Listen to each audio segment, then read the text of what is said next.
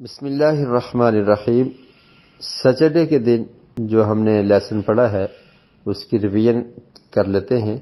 تو سبق کی ابتدا ہم نے کی تھی سورۃ الفاتحہ کا تعارف۔ سورۃ الفاتحہ یہ مکی سورت ہے، اس کی آیات 7 ہیں، اور فاتحہ کا لفظی مطلب ہوتا ہے کھولنے والی، جسے ہم مقدمہ بھی کہہ سکتے ہیں۔ بعض مفسرین نے یہ کہا ہے کہ یہ اتنی جامع ترین صورت ہے کہ پورے قرآن کے مضامین اس میں جمع کر دیے گئے ہیں۔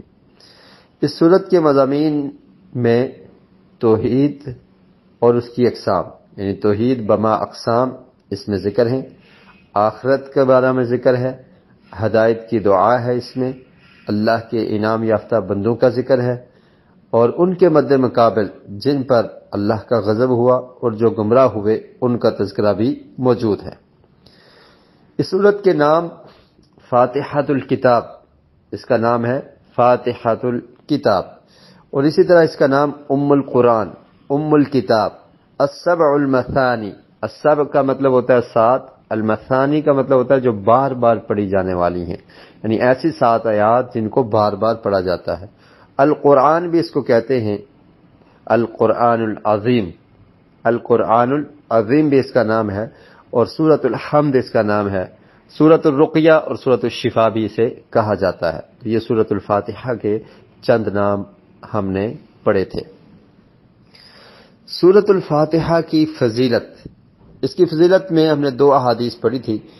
ایک حدیث یہ صحیح البخاری میں ہے، نبی کریم صلی اللہ علیہ وسلم نے ارشاد فرمایا، الا اعلمک اعظم سورۃ فی القرآن قبل ان اخرج من المسجد۔ ایک صحابی کو آپ نے ارشاد فرمایا کہ میں آپ کو مسجد سے نکلنے سے پہلے قرآن مجید کی سب سے عظیم سورت کے بارے میں نہ بتاؤں؟ آپ کو یہ نہ سکھا دوں کہ قرآن مجید کی سب سے عظیم سورت کون سی ہے؟ مسجد سے نکلنے سے پہلے میں آپ کو بتا دوں گا۔ فذهب النبی صلی اللہ علیہ وسلم لیخرج من المسجد۔ اللہ کے رسول صلی اللہ علیہ وسلم مسجد سے نکلنے لگے، فذکرتہ، تو وہ صحابی کہتے ہیں کہ میں نے اللہ کے رسول کو یاد کروایا کہ آپ نے مجھ سے کہا تھا کہ مسجد سے نکلنے سے پہلے میں قرآن مجید کی سب سے عظیم سورت کے بارے میں آپ کو سکھاؤں گا، تو آپ مجھے بتا دیجئے۔ تو پیارے رسول صلی اللہ علیہ وسلم نے ارشاد فرمایا، الحمد للہ رب العالمین، ہی السبع المثانی والقرآن العظیم الذی اوتیتہ۔ فرمایا کہ الحمد للہ رب العالمین، یہ مکمل صورت، یہ قرآن مجید کی سب سے عظیم صورت ہے، اور یہی وہ 7 آیات ہیں جن کو بار بار پڑھا جاتا ہے۔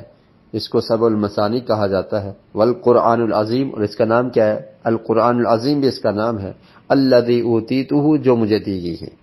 تو یہ صورت بڑی فضیلت والی ہے۔ اس کے بعد ہم نے ایک اور روایت پڑھی تھی جو صحیح مسلم میں ہے۔ اس حدیث کے راوی ہیں ابن عباس رضی اللہ عنہما۔ وہ بیان کرتے ہیں، بینما جبریل قاعد عند النبی صلی اللہ علیہ وسلم سمع نقیضا من فوقہ۔